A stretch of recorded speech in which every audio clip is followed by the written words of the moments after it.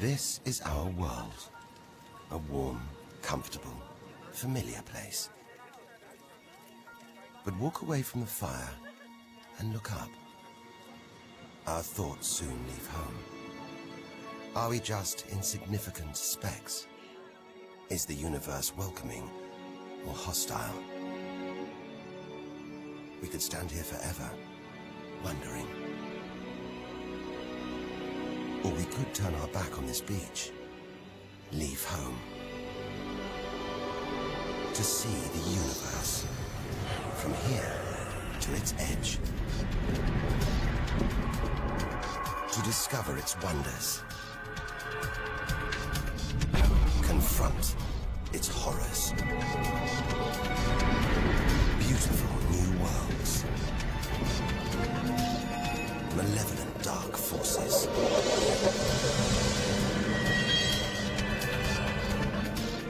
the beginning of time, the end of the world. Would we have the courage to see it through? Or would we run for home? There's only one way to find out.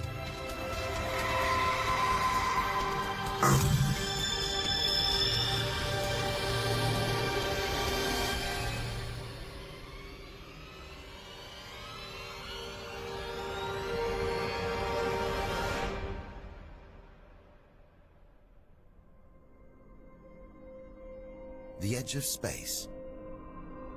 Only 100 kilometers up, just an hour's drive from home. Down there, life continues.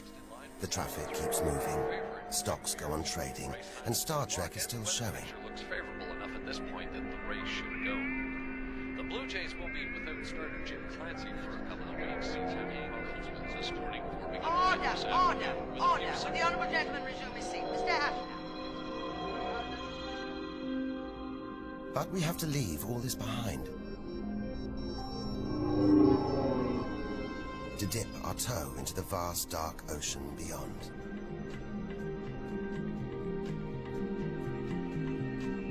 Into the shallows. Not too far from home. Onto the moon.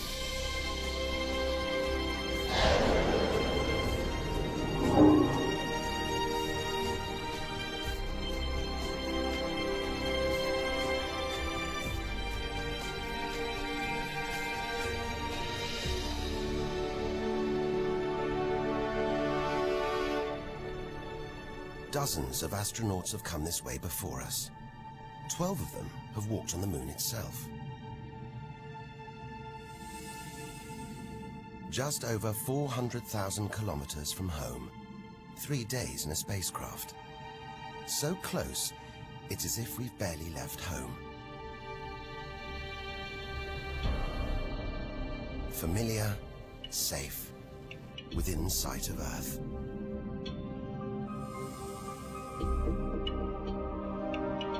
It looks like a deserted battlefield, bombarded by millions of meteoroids and asteroids. But it's quieter now. It's obvious there've been no major collisions for millions of years.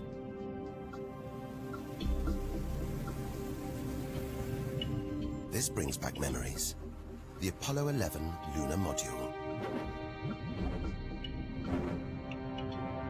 Neil Armstrong's first footprints. Looks like they were made yesterday. There's no air to change them. They should survive for millions of years. Maybe longer than us.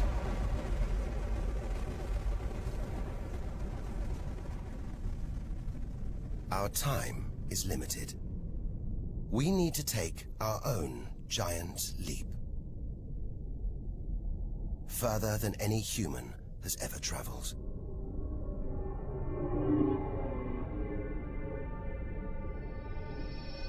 Out of the darkness, a friendly face. The goddess of love. Venus. The morning star. The evening star. Sometimes she welcomes the new day in the east, Others, she says goodnight in the west. The planet's spectacular yellow clouds reflect the sunlight. That's why this is the solar system's brightest planet. A sister to our planet. She's about the same size and gravity as Earth. We should be safe here. But the Venus Express space probe is telling us these dazzling clouds are made of deadly sulfuric acid. That the planet's atmosphere is choked with carbon dioxide. It's ringing alarm bells.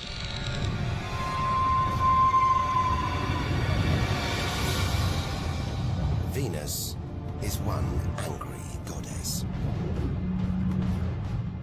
The air is noxious, the pressure unbearable, and it's hot, approaching 500 degrees Celsius. Stay too long, and we'd be corroded, suffocated, crushed, and baked.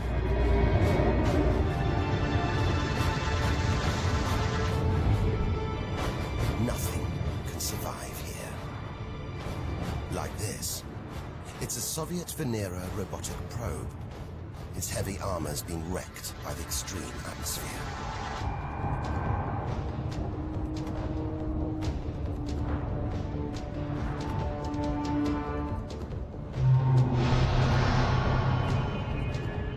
So lovely from Earth, up close, this goddess is hideous.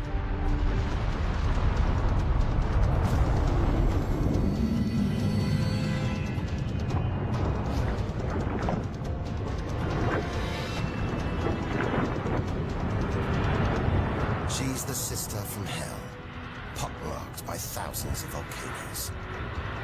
All that carbon dioxide in its atmosphere is trapping the sun's heat. This is global warming gone wild. Before it took hold, maybe Venus was calm, more like her sister planet Earth. If that's true, this could be our planet's future.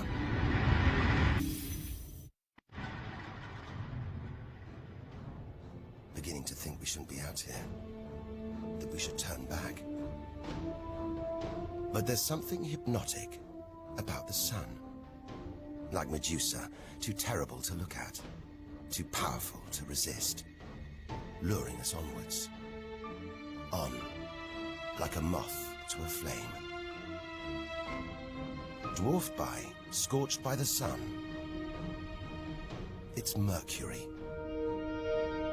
Get too close to the sun, this is what happens.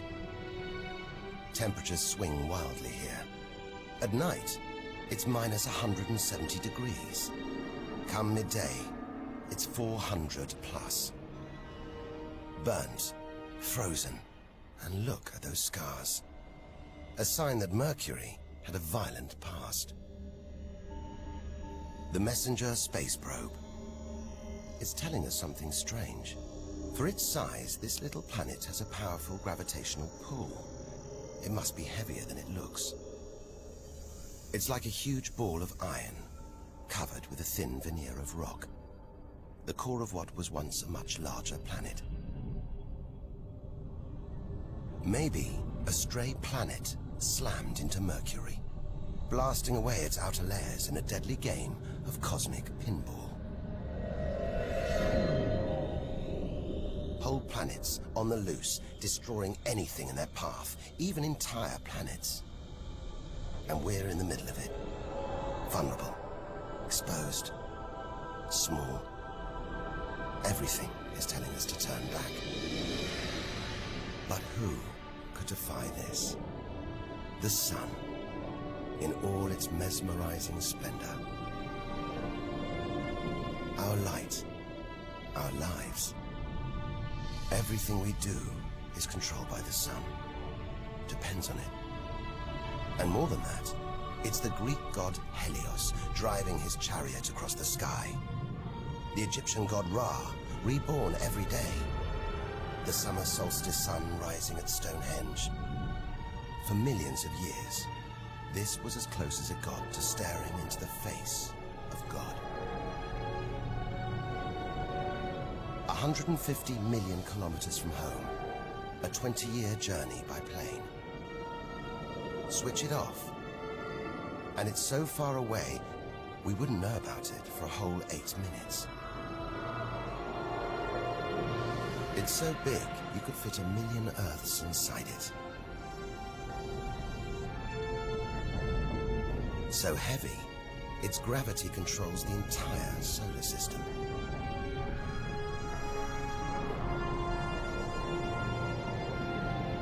But who needs numbers? We've got the real thing. We see it every day, a familiar face in our sky. Up close, it's unrecognizable. A turbulent sea of incandescent gas.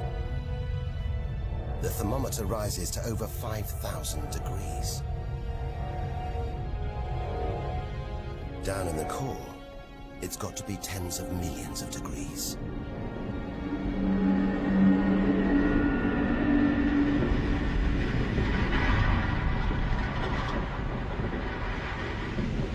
Hot enough to trigger a nuclear reaction, turning millions of tons of matter into energy every second. More than all the energy ever made by mankind. Back home, you see this energy as light, feel it as heat.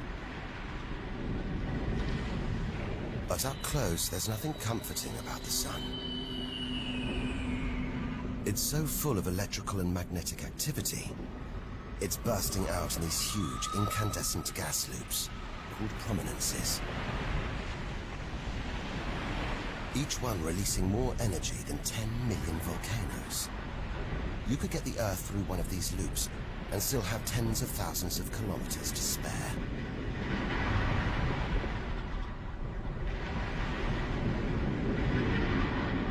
And where they burst through, it's exposing the cooler layers below, making sunspots. They're a fraction cooler than their surroundings. That's why they look black, but they're still hotter than anything on Earth. And they're massive too. Some of these are at least 50,000 kilometers across. A solar flare. A superheated stream of electrified gas blasting deadly radiation out into space. But one day, all this will stop. The sun's fuel will be spent.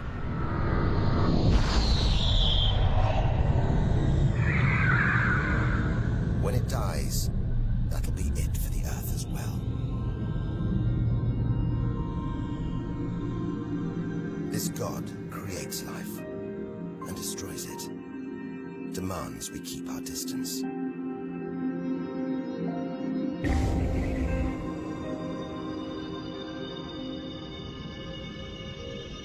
This comet has strayed too close. It's being boiled away by the sun's heat, creating a tail that stretches for millions of kilometers.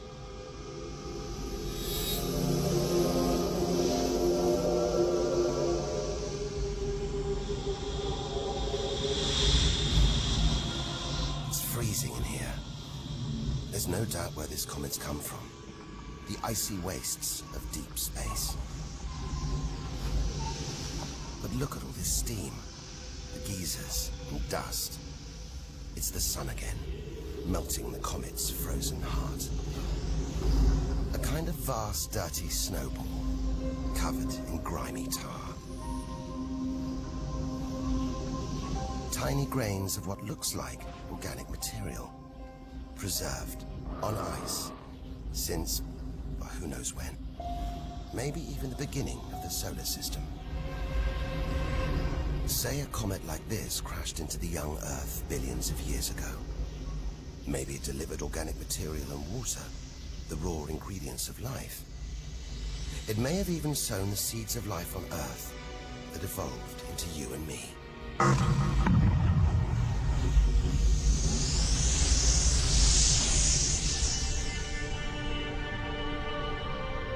But say it crashed into the Earth now. Think of the dinosaurs, wiped out by a comet or asteroid strike. It's only a question of time. Eventually, one day, unless we can find a way to protect ourselves, we'll go the way of the dinosaurs. The Earth is safe. For now. But if life on Earth was obliterated, we'd be stuck out here, homeless, adrift in a hostile universe. We'd need to find another home.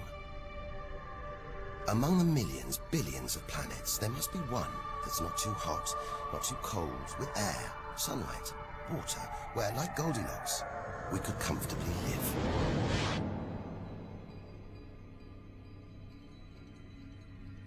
The red planet.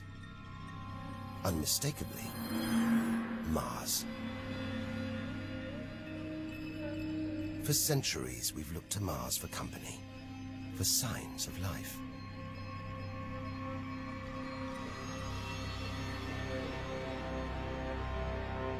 Somewhere down there could be extraterrestrial life. But are we ready to find it? Ready to rewrite the history books, to tear up the science books, to turn our world upside down? What happens next could change everything.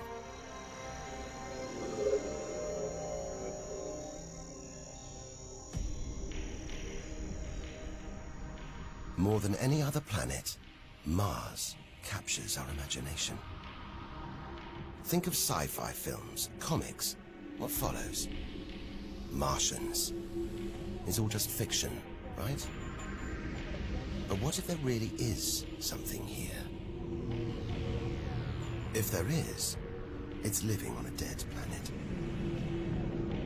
The processes that make Earth habitable shut down hundreds of millions of years ago here. Red and dead. Mars is a giant fossil.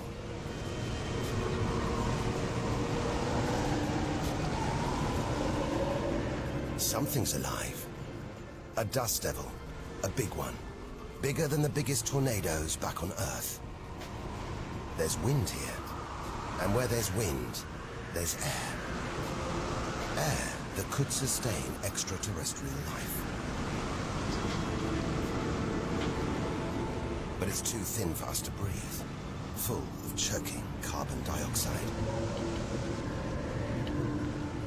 There's nothing to protect Mars from the sun's ultraviolet rays. And it's cold. As low as -80 degrees. Freezing water in the ground, at the poles, and even in the atmosphere. As snow.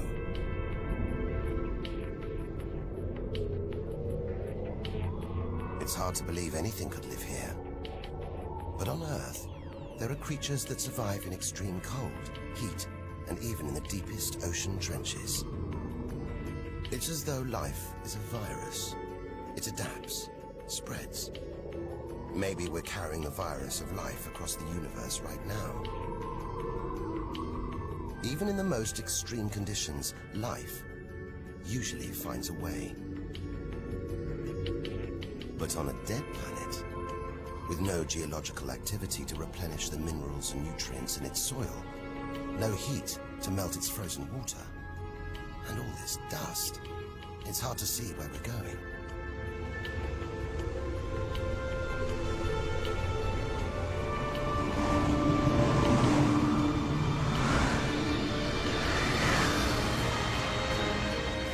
But we can't miss this.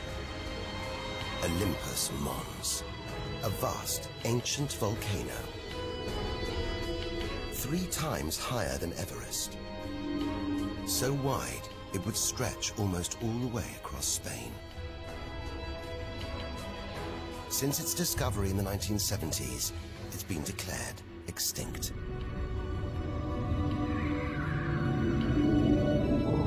It looks like there's something happening on its slopes. It's as though lava has been flowing. But any lava flows should be long dead, obliterated by meteorite impacts. Unless this monster isn't dead after all. If it's not, there could be molten magma beneath the crust right now. This changes everything. Volcanic activity could be melting frozen water in the soil. recycling minerals and nutrients, creating conditions for life to exist.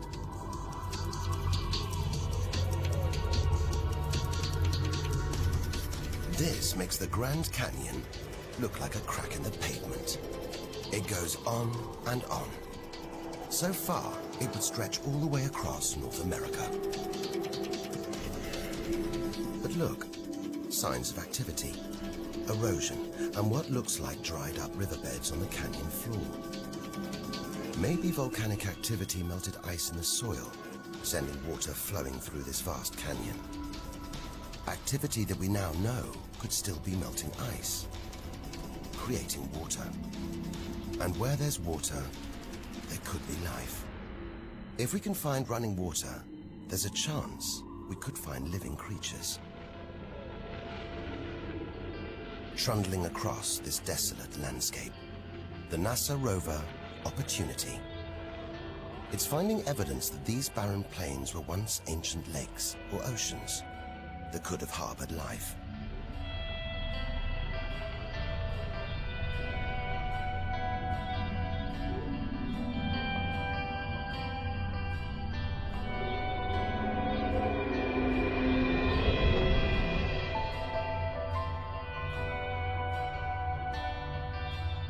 Look at these gullies. When probes orbiting Mars pass over them, they keep spotting new ones. More proof that Mars is alive and kicking. That there may be water flowing beneath the surface, creating these gullies. Water which could be sustaining Martian life.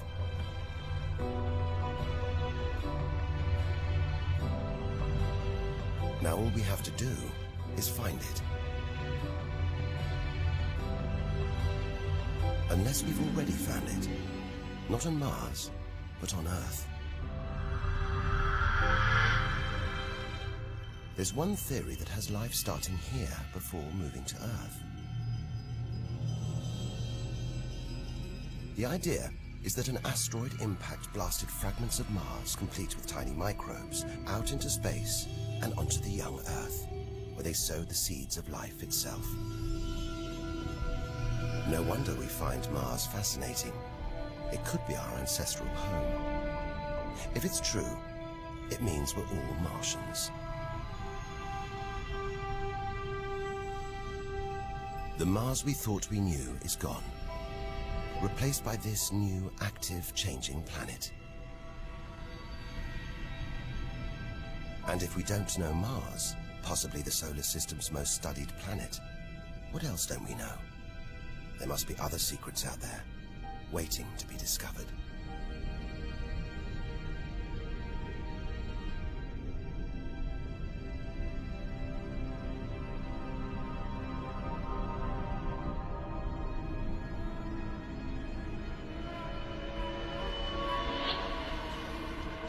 This is getting scary.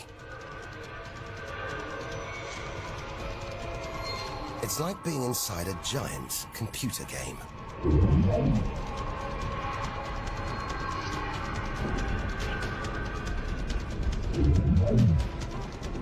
But these are all too real. Asteroids, some of them hundreds of kilometers wide. This one must be about 30 kilometers long. And look, perched on it, a space probe. Can't have been easy parking on an asteroid traveling at 80,000 kilometers an hour. It's a lot of effort to investigate some rubble. Rubble that regularly collides, breaking up and raining down on Earth as meteorites. Magical tokens, supernatural omens, and more than that. Turns out it was rubble like this that came together to make the planets, including our own.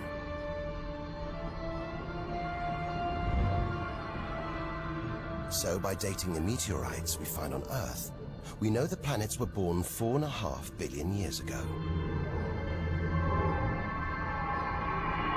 These are the birth certificates of our solar system, of our planet.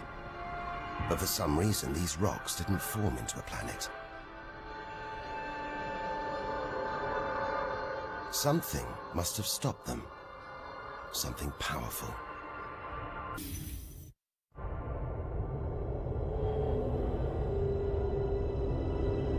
Jupiter.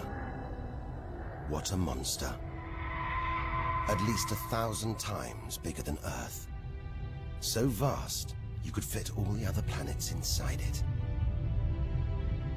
Something this big is going to have a major effect on its neighbors. Its gravity is stopping the asteroids from forming a planet. And just look at it. It's stunning. But up close, maybe things aren't quite what they seem. This huge planet is almost all gas. Land here, and we'd sink through its layers, maybe never hitting a solid surface. And Jupiter's good looks, the product of extreme violence. It's spinning at a huge rate, whipping up winds to hundreds of kilometers an hour, contorting the clouds into stripes, eddies, whirlpools. And this, the legendary Great Red Spot. The biggest, most violent storm in the solar system. At least 3 times the size of Earth. It's been raging for over 300 years. All those churning clouds have sparked an electrical storm. Just one bolt is 10,000 times more intense than any at home.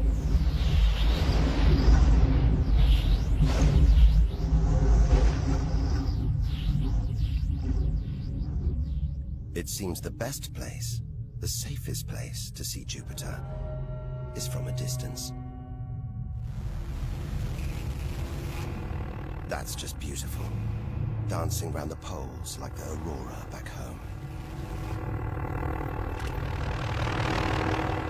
But the Geiger counter is going wild. It seems even these are deadly, generated by lethal radiation pulled from space by Jupiter's powerful magnetic field.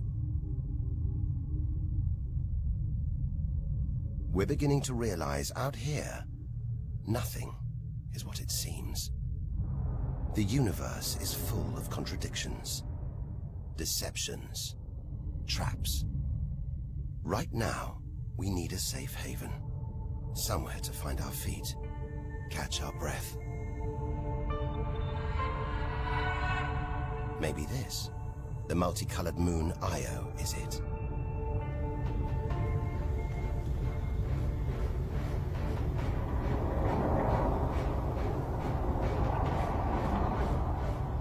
Those pretty colors, a molten rock, sulfur, volcanoes, spewing burning hot ash and sulfur hundreds of kilometers into the air. This is no safe haven. This is the most volatile place we've seen since the sun. Our magical journey to the edge of the universe is turning into a desperate flight. We've got to keep believing, hoping that amidst the dangers, there are wonders waiting to be discovered.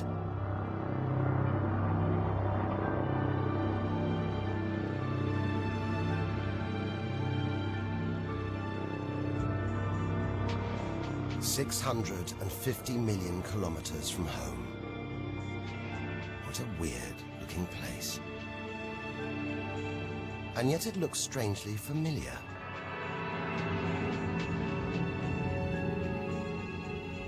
A bit like the Arctic with all that ice. All those ridges and cracks.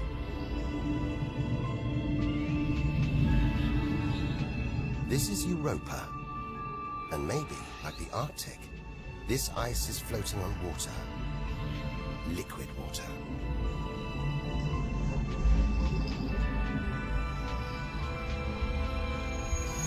It's an intriguing thought. But we're 800 million kilometers from the sun. Surely Europa is frozen solid.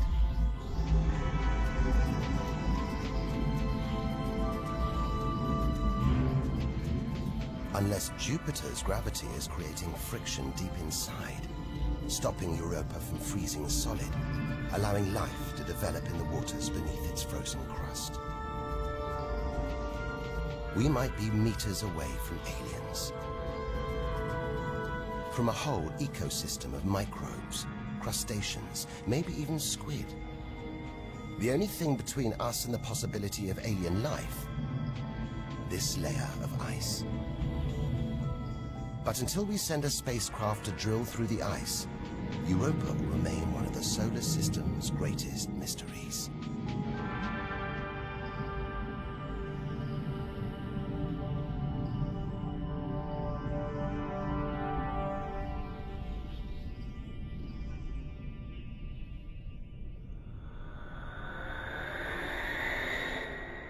It's captivated our imaginations, haunted our dreams. And here it is, spinning before our eyes. Saturn, the jewel in the solar system's crown. Seeing it makes everything we've experienced worthwhile. There's something magical about Saturn. A giant ball of gas, so light it would float on water. Its spectacular rings would stretch almost from Earth to the Moon, but they're just a few hundred meters deep. That's the Cassini orbiter. It's picking up ghostly radio emissions, probably generated by auroras around Saturn's poles. This is the real music of the spheres. And Cassini is telling us these rings are probably all that's left of a moon shattered by Saturn's gravitational pull. Incomparable beauty from total destruction.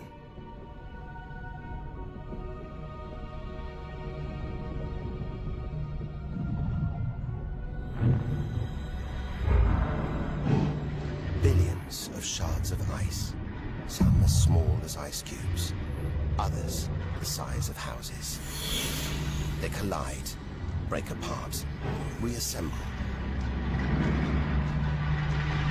It's like a snapshot of our early solar system, as dust and gas orbited the newly born sun, and gravity worked its magic, pulling the lumps together until from debris like this, our home emerged.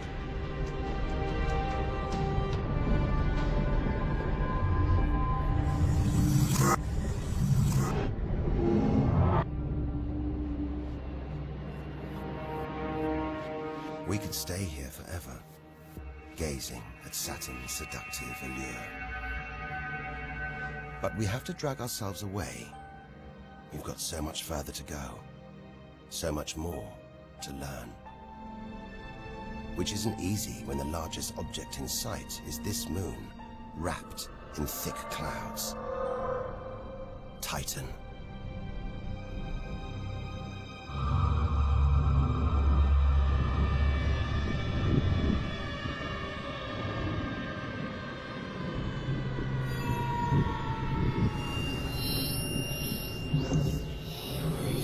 It seems like there's an atmosphere down here.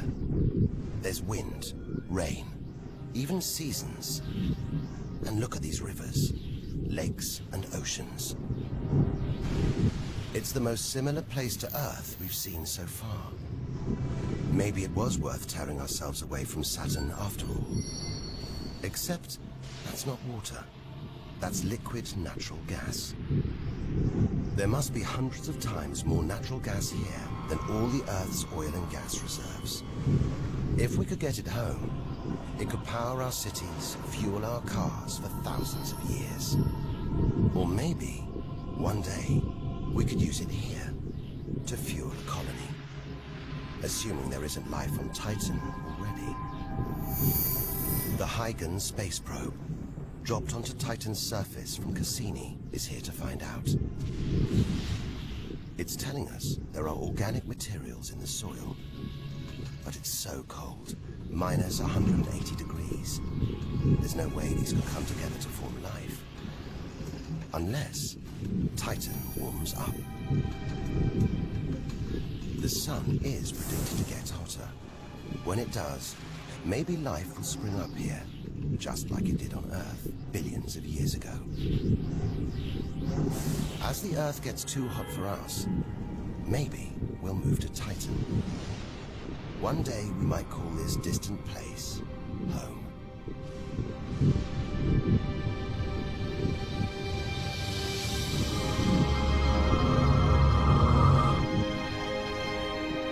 Home.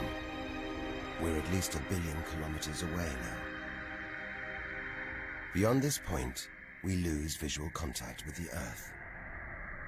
We're standing on a cliff, looking out into the solar system's mysterious outer reaches.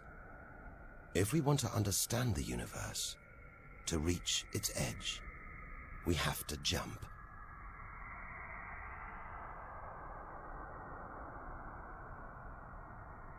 Unseen from Earth, unknown for most of history, we're in the solar system's outer reaches. It's like diving down into the deep ocean.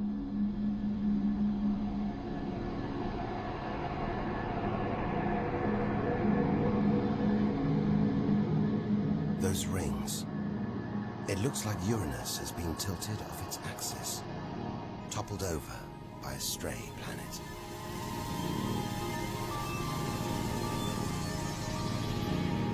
It's eerie out here. Already beginning to feel small, lonely. Maybe this is how we'll feel, what we'll find at the edge of the universe. But we've barely left the shore. Shrink the Earth down to the size of a pea. We've traveled less than 2 kilometers. But to reach the edge of the solar system, we've got to travel another 20,000 kilometers. Out of the deep, another strange beast. The god of the sea, Neptune. This giant is swathed in methane gas. And look, a storm the size of Earth, whipped up by savage 1,500 kilometer-an-hour winds. Back home, it's the sun that drives the wind, but Neptune's too far away. Something else must be creating these ferocious winds, but nobody knows what. Our solar system is huge. It's alarming how little we really know about it.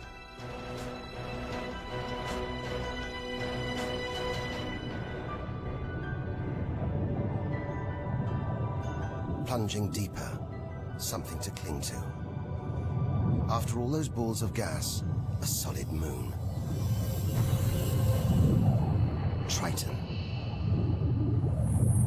Solid, but not stable. Just look at these geysers, cosmic chimneys pumping out strange soot. And this moon is going round Neptune in the opposite direction to the planet's spin. A cosmic battle of wills that this angry moon is always going to lose. Neptune's massive gravity is pulling on Triton, slowing it down, reeling it in.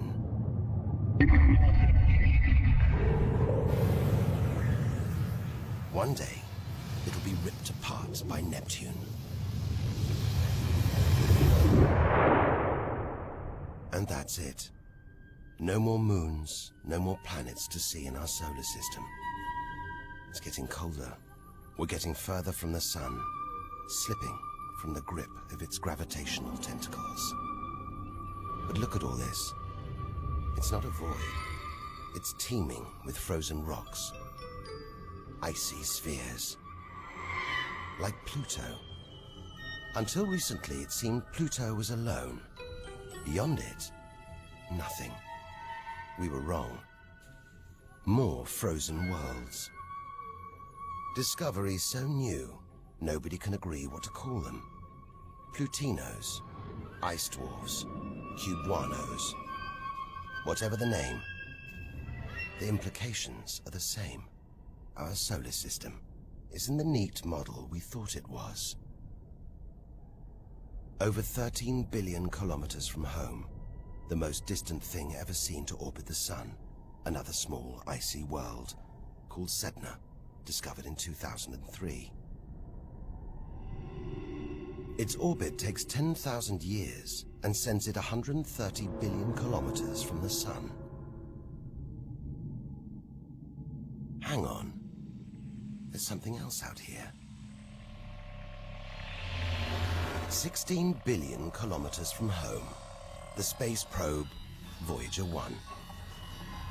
If it wasn't for this bundle of aluminium and antennae, we'd have no images of the giant planets, no clue about their strange moons. It's traveling 20 times faster than a bullet, sending messages home.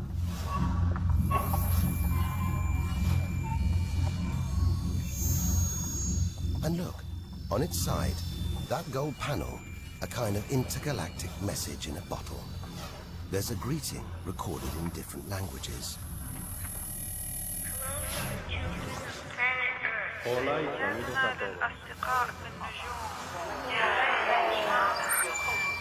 And a map showing how to find our solar system. But if you're in the jungle, is it wise to call out? Anyone, anything could hear our call, find out where we live, and come knocking. Friendly or not.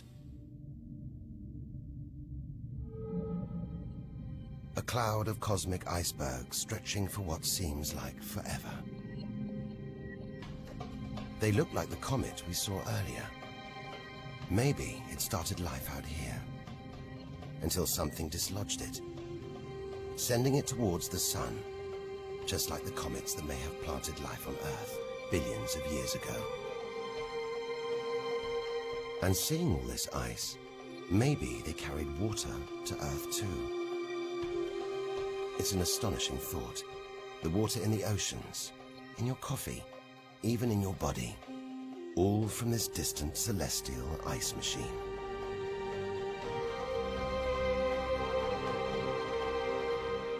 We're 8 million, that's 8 trillion kilometers from home. But in reality, this is only a baby step. Ahead, trillions of kilometers, billions of stars. This is it. Time to stop looking in and start looking out. To step out into the big, wide universe. Into interstellar space.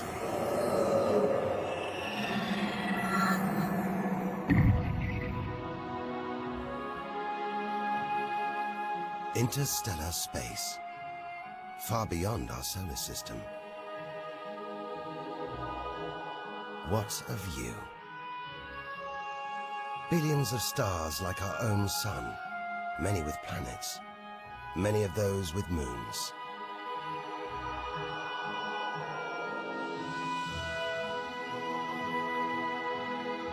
It's hard to know which way to go. There are infinite possibilities in every direction. Whichever way, we're going to need a serious burst of acceleration.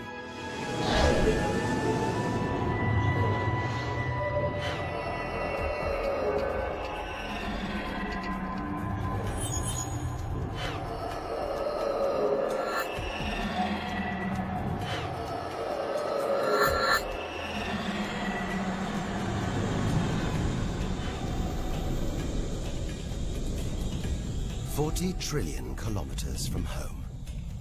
150,000-year ride in a space shuttle. And we've only just reached the first solar system after our own. Alpha Centauri. Not one, but 3 stars. They're spinning around each other, locked in a celestial standoff. Each star's gravity attracting the other, their insane orbital speed keeping them apart.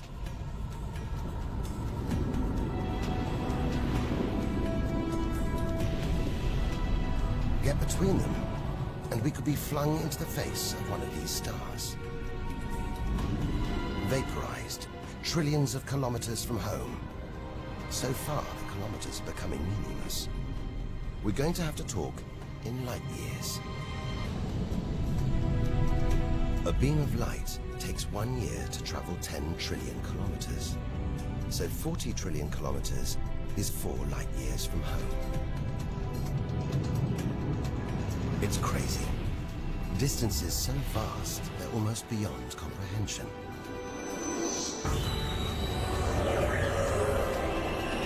And exciting. Who knows what strange worlds lie ahead? What we'll discover when, if we reach the edge of the universe.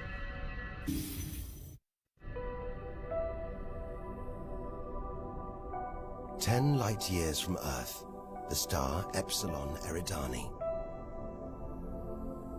What spectacular rings of dust and ice, and somewhere in there, planets forming out of the debris, being born before our eyes."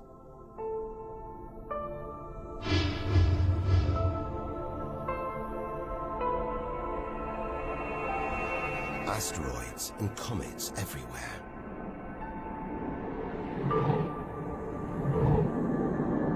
We could almost be looking at our own solar system billions of years ago, with comets delivering organic molecules, water to these young planets, kick-starting life just as they may have done on Earth.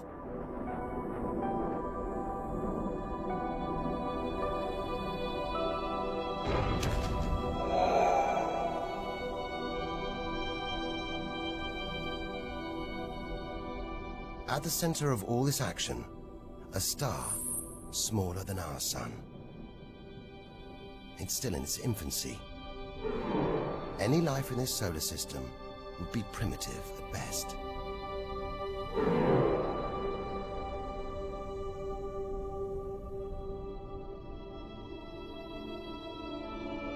There must be more mature, developed solar systems out here. But finding them is like looking for a needle in a cosmic haystack.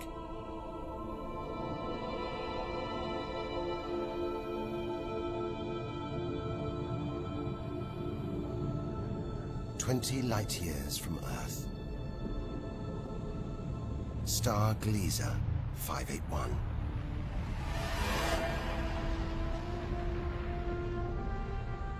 It's about the same age as our sun.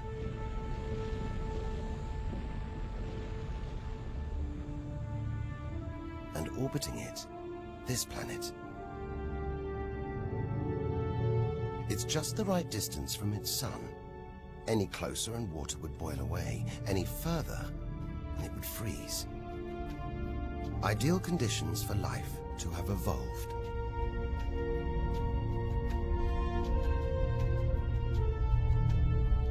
And if comets have struck, delivering water and organic materials, then life, complex beings like us, even civilizations like our own, could be down there, right now. And if there are, even at this distance, they could be tuning into our TV signals, watching shows from 20 years ago. And here's your host, Joe Dublin. But until future generations can find a way of communicating over these vast distances, all we can do is speculate. Us and them, living parallel lives, unaware of each other's existence. Unless life has been and gone.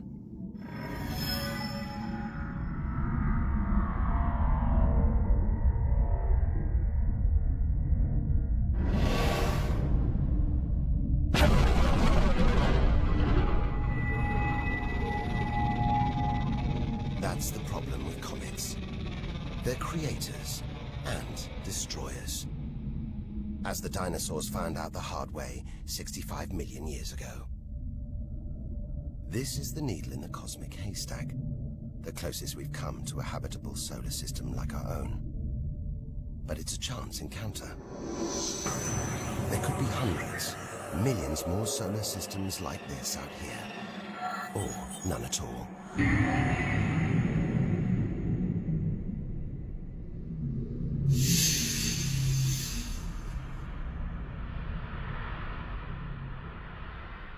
This is vast. And look, it's the planet Bellerophon.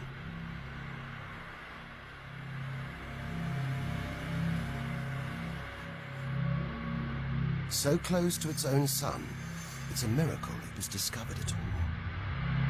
Problem is, from Earth, we can't see planets this far out. They're obscured by the brilliance of their neighboring stars. But the planets have a minute gravitational pull on those stars. Measure these tiny movements trillions of kilometers away, and we can prove they exist. That's how we tracked down Bellerophon in the 1990s, opening the floodgates to the discovery of hundreds of other distant planets.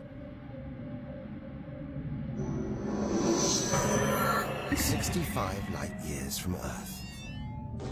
Tune in on this bright star, and you'd pick up TV signals from Hitler's Berlin Olympics.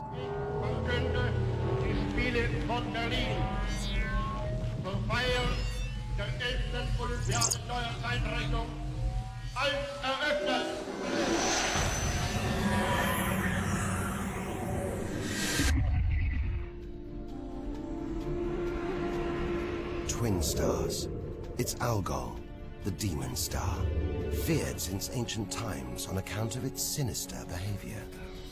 From Earth, it appears to blink as one star passes in front of the other. Up close, it's even stranger. One star has expanded into the gravitational pull of the other. It's being sucked towards it. Almost 100 light years from home. Listen. One of the first ever radio broadcasts. Just a faint whisper.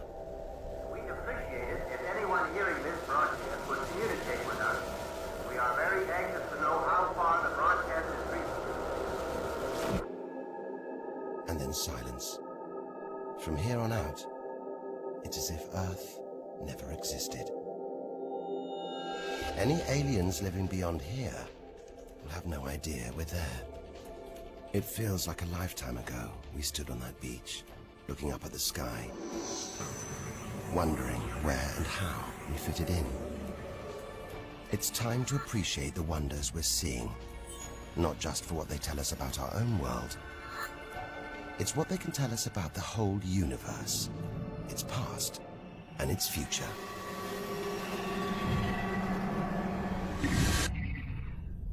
Deep inside our galaxy, the Milky Way, a vast celestial library, each star a book with a story to tell. It's all here, waiting for us to lift the cover. The seven sisters, daughters of the ancient Greek god Atlas, transformed into stars to comfort their father as he held the heavens on his shoulders.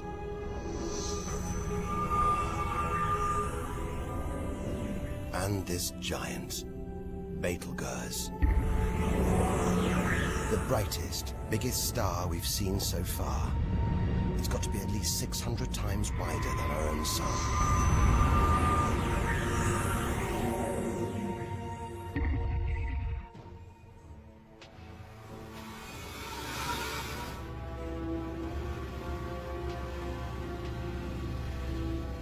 But this, it's not a star. Not a planet. Not like anything we've ever seen.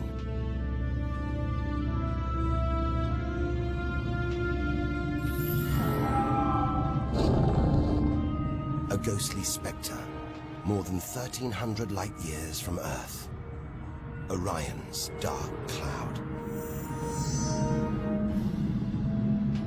Dust and gas, so dense it's shrouding us, shutting us off from the universe outside. There, deep inside, a ball of light, pulling the dust and gas towards it, heating up, merging into a ball of burning, hot gas. Like a star, like our sun, in miniature. It's millions of degrees inside it. So hot, it's beginning to trigger nuclear reactions, the kind that keep our sun shining. Making energy, radiation, light. A star is being born.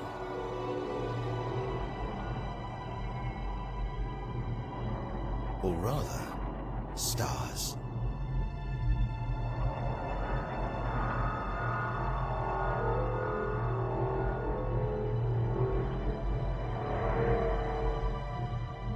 Orion's dark cloud is a vast star factory.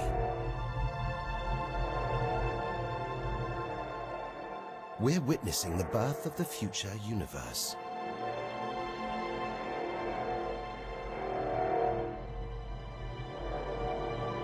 We've come to expect hostile horrors, but we're discovering one of the universe's greatest creative wonders: star birth.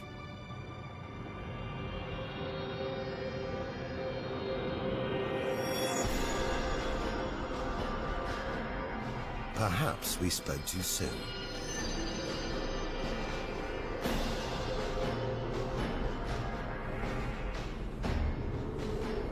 Jets of gas, exploding outwards at 200,000 kilometers an hour,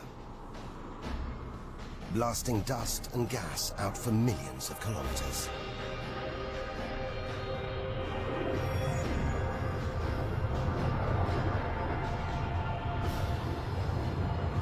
It's unbelievably violent, but look at the results. It's beyond words. Nebula. Vast glowing clouds of gas hanging in space. With no wind out here, they'll take thousands of years to disperse. They seem to be forming a vast stellar sculpture. It makes you realize nature is more than a scientist, an engineer. It's an artist on the grandest of scales. We've seen some strange sights, but this is a masterpiece. A giant horse's head rearing up in space. Stars are born, grow up, and then what? Do they die? Do they slip quietly into the night, or go out with a bang?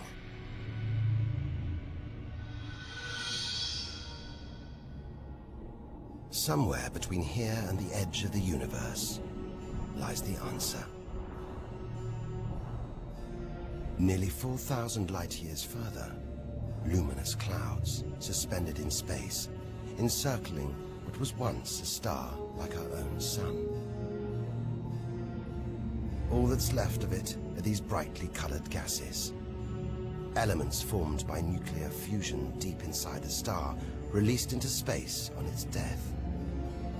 Green and violet, hydrogen and helium, the raw materials of the universe. Red and blue, nitrogen and oxygen, the building blocks of life on Earth. For us to live, stars like this had to die. The oxygen in our lungs, the nitrogen in our DNA, it was all produced by nuclear fusion in stars that died long before the Earth was even born. We are made of stellar nuclear waste. Our family tree begins here.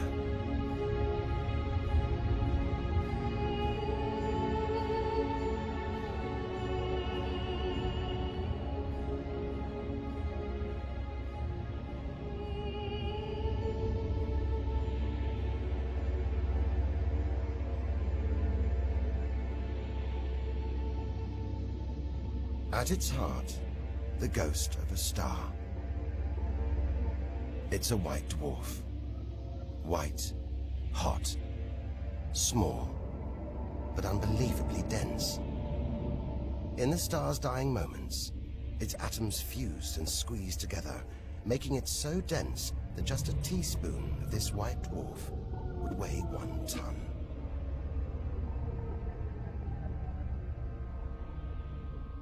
It's a chilling premonition of our sun's fate.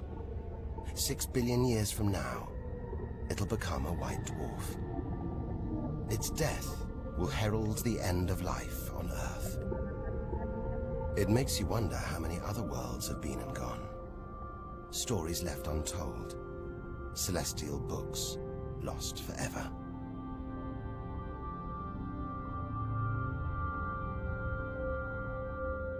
But the greatest story of them all is still to be told. we must go back through time to the very first chapter to tell the story of how the universe began.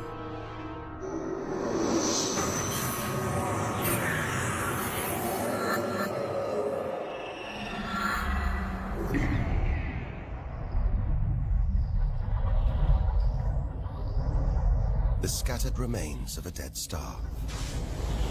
A nebula, the Crab Nebula. We're 6,000 light years from home, deep inside a stellar graveyard.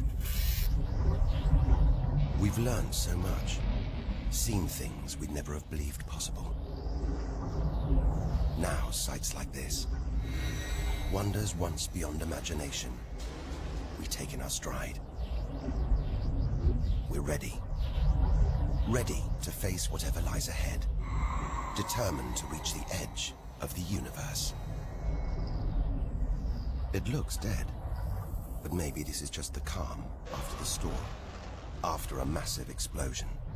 Powerful enough to turn a huge star into a cloud of dust and gas. A supernova.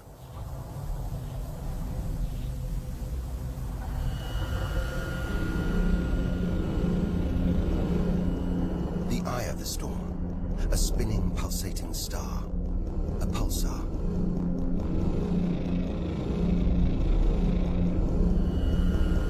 Gravity must have squeezed the giant star's core down to this. It's just 20 kilometers across, unimaginably dense.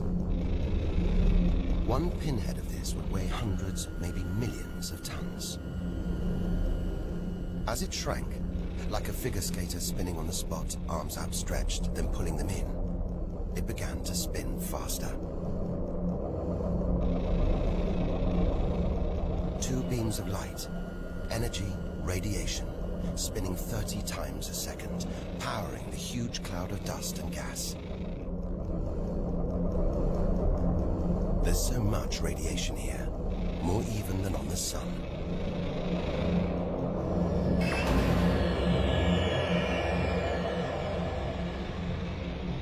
That was easily the deadliest thing we've encountered so far.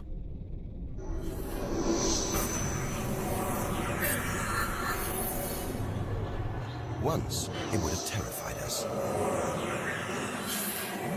But now we realize that without the dangers, there'd be no wonders. Without the nightmares, there'd be no dreams.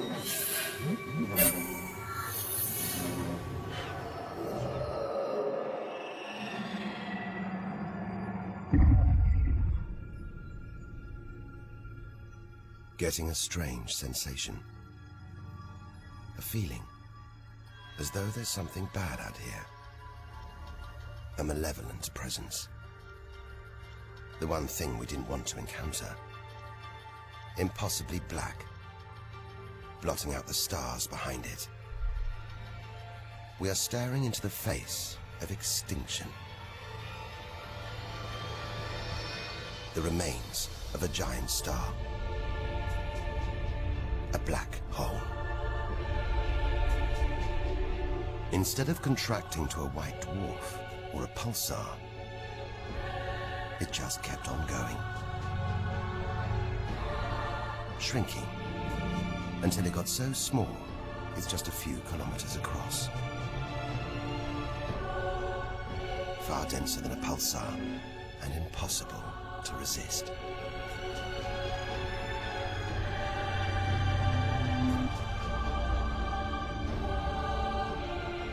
Stray too close, and there's no turning back.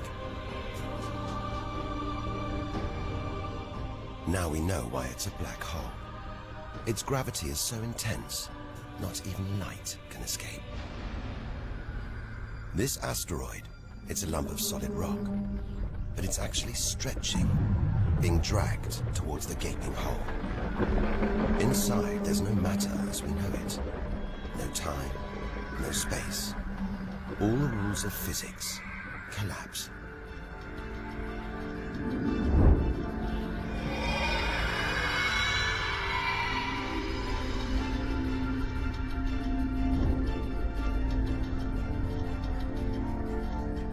The asteroid is gone. Truth is, nobody really knows where.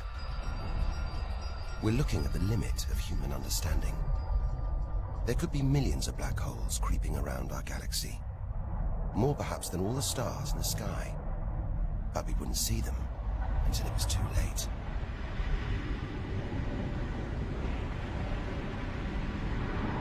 Like this star, spiraling, disappearing down an invisible plug hole.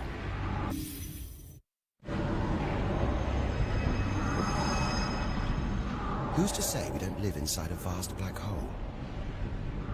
That the whole universe isn't inside one right now, inside another universe.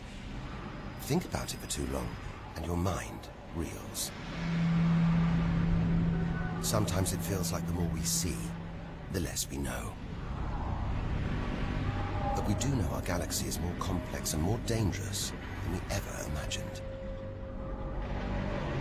And we're still in our own galaxy, the Milky Way. The vastness of the universe beyond still lies ahead. The wonders, the dangers, the secrets, they're out there. But first, we've got to find a way out of the Milky Way.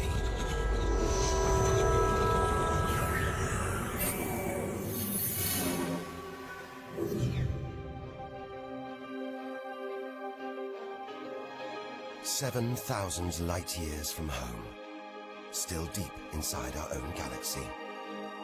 It's as though we're in a forest thick with trees, each so beautiful, so fascinating. It's impossible to look beyond, to see the bigger picture. We have to find a way through, reach the clearing at the galaxy's edge.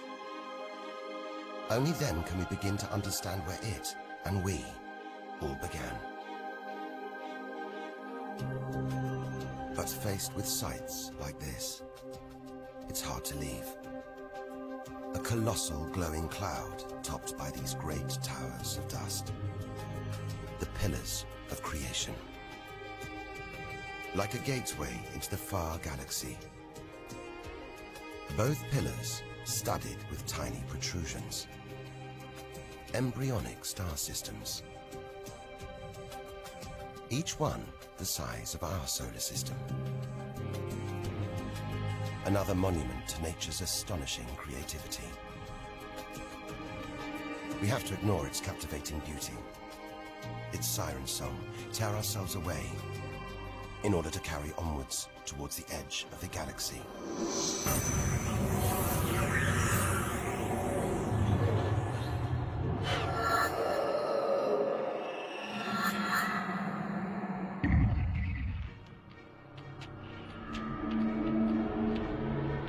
Dazzled by the Milky Way's beauty, we've been blinded to its terrors and strayed into a cosmic minefield. Like an explosion in slow motion, giant clouds of gas are bursting out of this star. A massive star, millions of times brighter than our sun. It's going into meltdown. The fuel that sustains it is running out.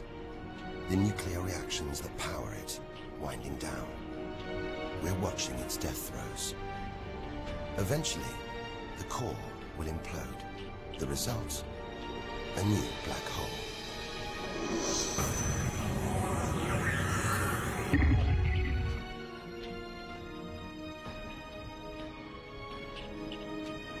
An even bigger, dangerously unstable star.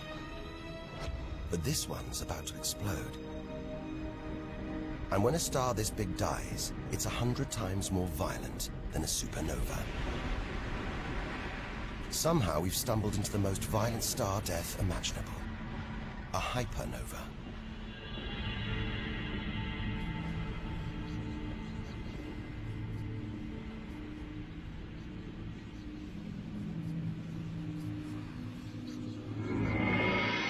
The core's collapsed. It's becoming a black hole.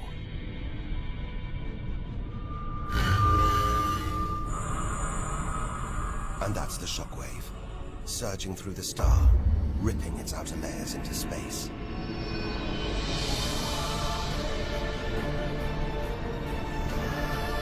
There's lethal radiation everywhere. Enough to have a catastrophic effect on any planet unlucky enough to be nearby. When virtually every species on Earth was wiped out 450 million years ago, the culprit may have been one of these. Deadly hypernovas, frozen comets, scorched planets, white dwarfs, red giants, Earth. Tiny drops in a vast pool of white light. Our home galaxy, the Milky Way. We wanted to know where we fit in. Here's our answer.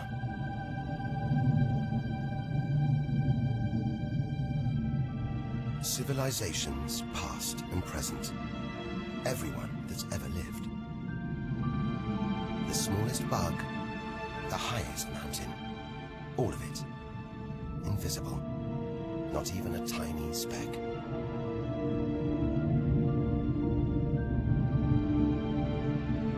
Our home is a minor planet of an insignificant star. If it disappeared right now, who or what would even notice? And yet, so far we found nowhere else we would rather live. Nowhere we could live. It's only now, far from home, that we're beginning to truly appreciate it.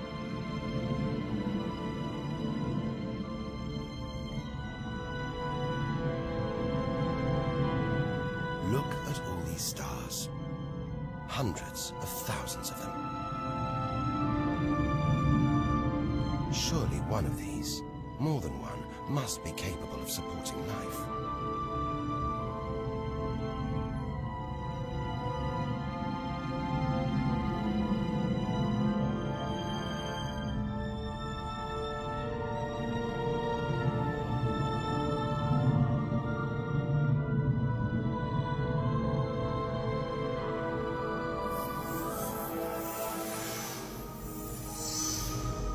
Maybe here, in this swarm of stars, the Great Cluster.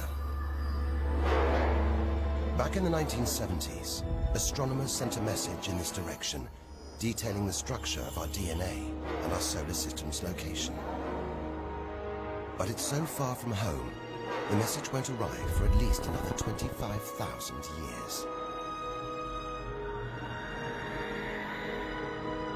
We haven't found alien life yet. But neither have we found any reason to believe it isn't out here, somewhere. There's an equation, devised to estimate the number of other advanced civilizations. Crunch the numbers, and the result is shocking.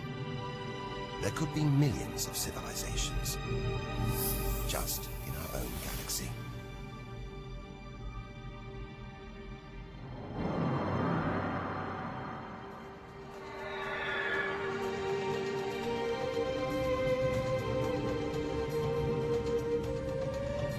Everything we have seen so far is inside the Milky Way. Now here's our chance to see other galaxies, to glimpse the even bigger picture, and perhaps to answer the ultimate question: where does all this come from? We are now ready to leave our solar system, our galaxy, and enter intergalactic space.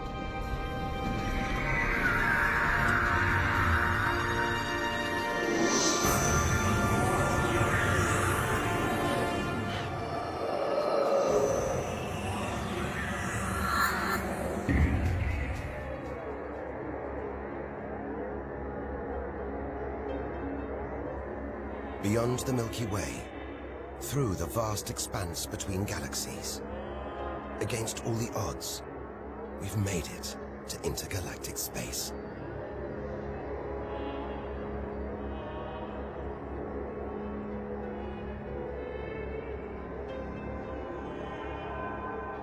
Out here, there's no horizon in sight. Even the closest galaxies are millions of light years away. the remains of galaxies ripped apart by the Milky Way's huge gravitational pull. Scattered through, nothing.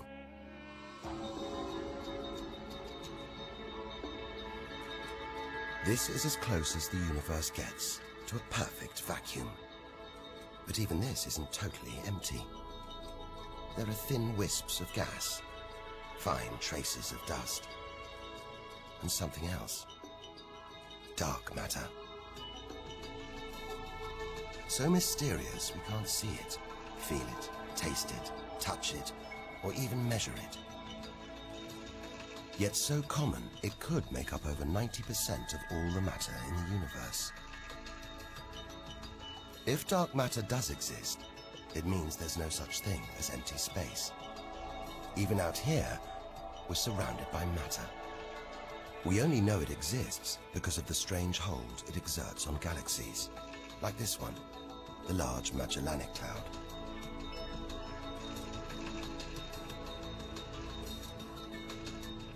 More than 6 billion years in today's fastest spacecraft, 160,000 light years from the Milky Way, at the edge of its gravitational reach. This galaxy should spin off into space, but something is holding it here. Something invisible, powerful, dark matter. Stars, clusters of stars, nebulae. It's a vast astronomical treasure house.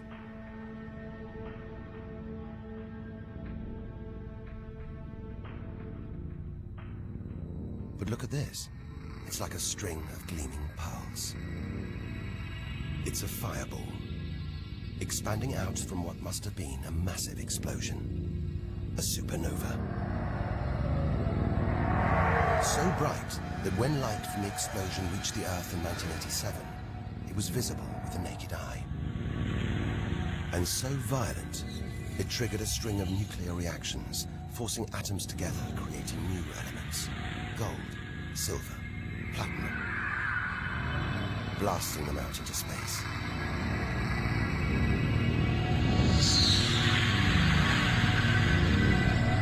The gold in the ring on your finger was forged in a massive supernova like this, trillions of kilometers away, billions of years ago. Before we left home, the universe seemed separate. Something out there, up in the sky. We were wrong. The story of the universe is the story of every one of us.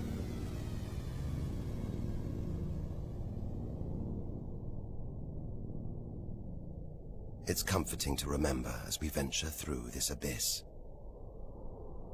Further and further. Faster and faster.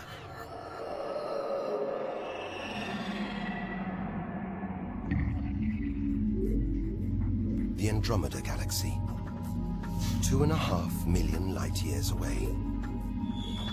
It's moving through space at nearly 1 million kilometers an hour. Everything in space is moving apart like shrapnel from an explosion. We're seeing this galaxy as it was when our ape-like ancestors first walked across the African plains.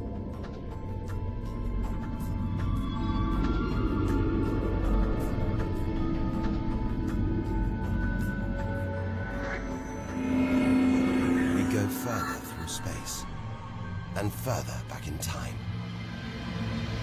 This doesn't look right. A whole galaxy exploding. The only thing large enough to cause an explosion on this scale has to be another galaxy. It looks like the end of the world.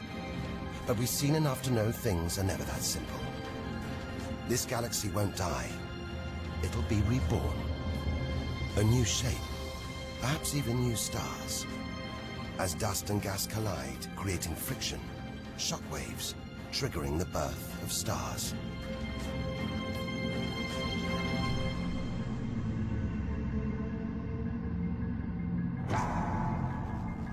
There's order in this chaos, a pattern behind the infinite variety, an endless cycle of birth and death, creation and destruction. It's a pattern woven through the vast fabric of space that binds each of these galaxies. There are billions of galaxies in the universe, each with billions, even trillions of stars. Possibly more stars than there are grains of sand on all the beaches on Earth. And all of these are just the stars that exist now. What about the stars that have been and gone? All the stars being born, yet to be born. We're finally beginning to see the big picture, and it's grander than we ever imagined. This galaxy, the huge pinwheel galaxy, is so far from Earth that if we send a message home now, it'll take 27 million years to get there. Who knows whether our species, our planet, will still be around to receive it? Most likely not.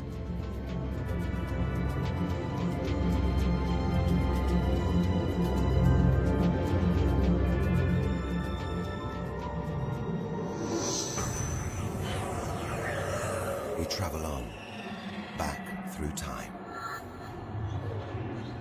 Past the point where the dinosaurs were wiped out. Past the moment where the first creatures clambered onto land.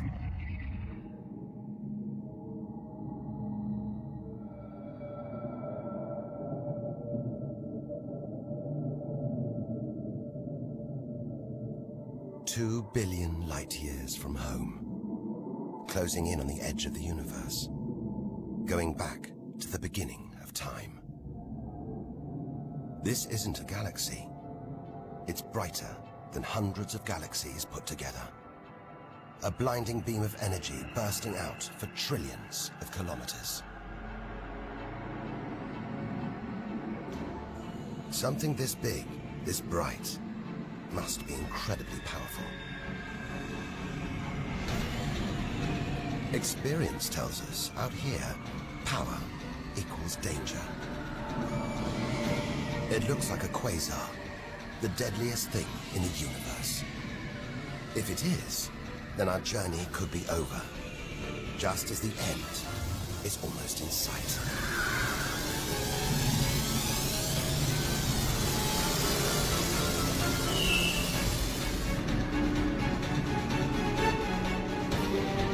The deadliest, most powerful thing in the universe.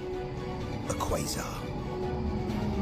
A swirling cauldron of super-hot gas, brighter than hundreds of galaxies.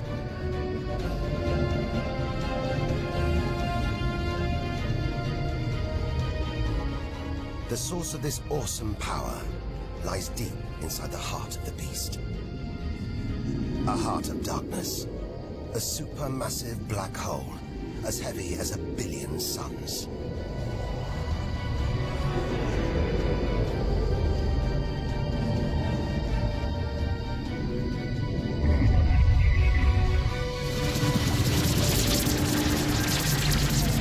It's ripping apart whole stars, sucking their gases into the quasar, devouring them, until they're nothing, lost forever from the visible universe.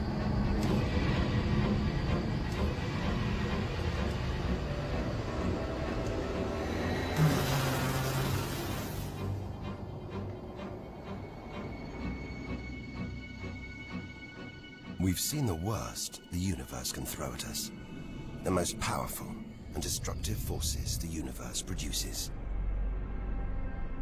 Now it's on to the very edge of the universe. It's almost within reach.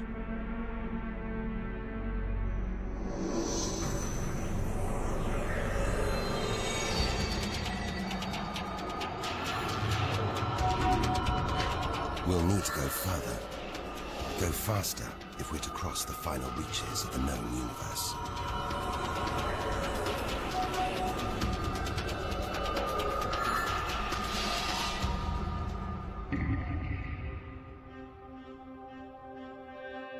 "8 billion light years from home.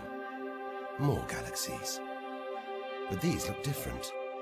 Ragged, small, close together.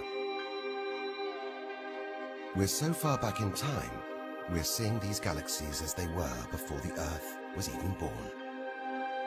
They're still young, still growing. We're getting closer to where and how it all began. 12 billion years ago.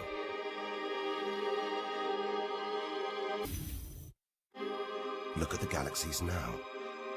They're more like primitive plankton floating in a vast, dark ocean.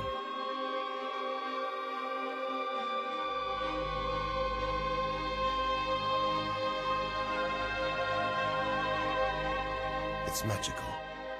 Clouds of dust and gas, dancing, forming a shape, merging to make embryonic galaxies. This is how our own galaxy was born.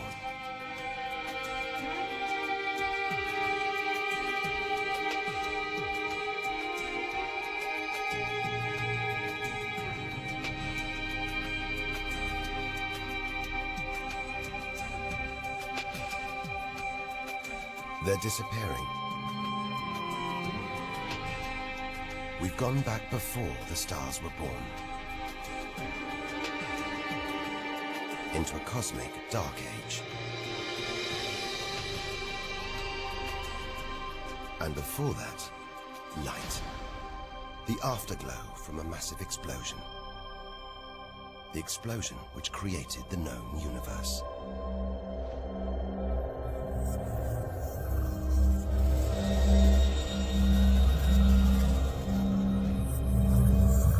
We're almost there.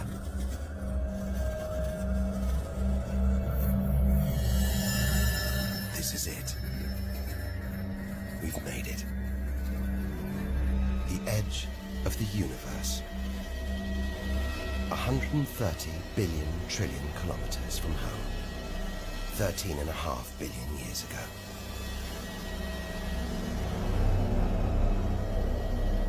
The very instant of the Big Bang. The most violent, most creative moment in history. Everything that's ever happened follows from this moment.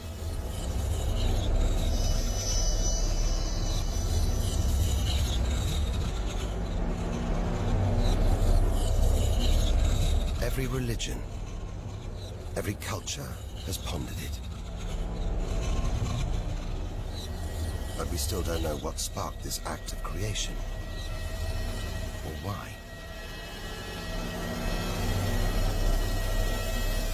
This is where our journey ends, and the universe begins.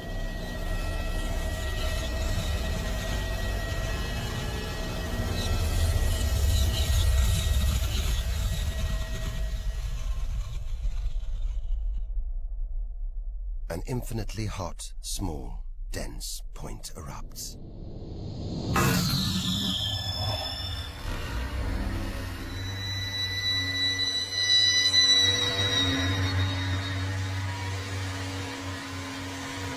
Creating space, time, matter, our universe itself. First, it's the size of a subatomic particle. The tiniest fraction of a second later, it's big enough to hold in the palm of your hand. Moments later, it's the size of the Earth.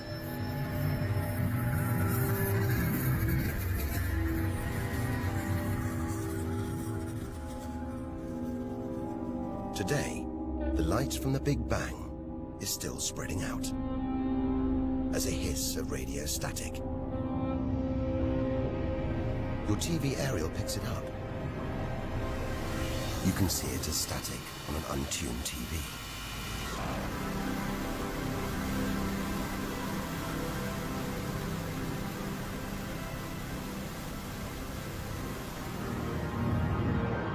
We go on, forwards through time, riding the blast wave. All the things we've seen on our journey are sparks flying out from the Big Bang. Galaxies, stars, planets, all just debris.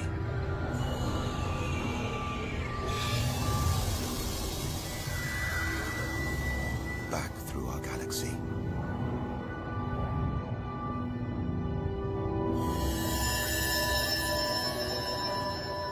Our solar system.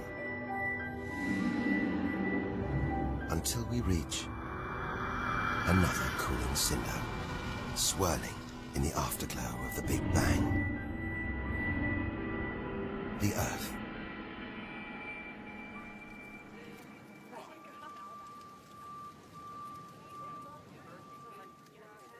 We had to go back to the past to see our future.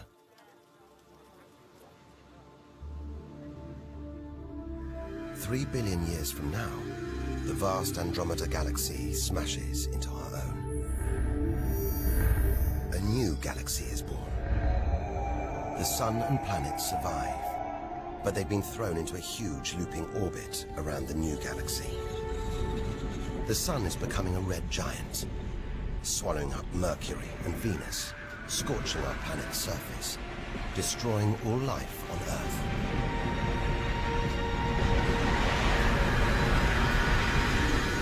The sun dies, shrinking to a white dwarf. Neighboring stars are dying too, being replaced by white dwarfs, pulsars, black holes. The lights are going down on the galaxy.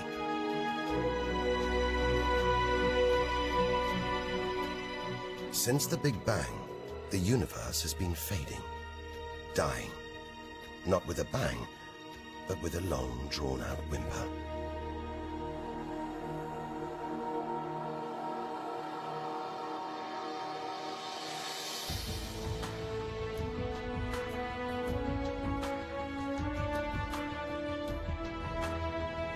But there could be a way out, an escape route from our dying universe. It might be possible for our distant descendants to find a shortcut through space and time, a wormhole.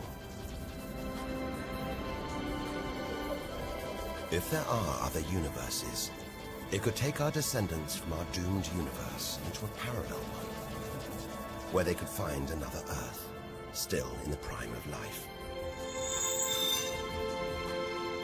If they're lucky enough, they will live on in a new universe, a new home.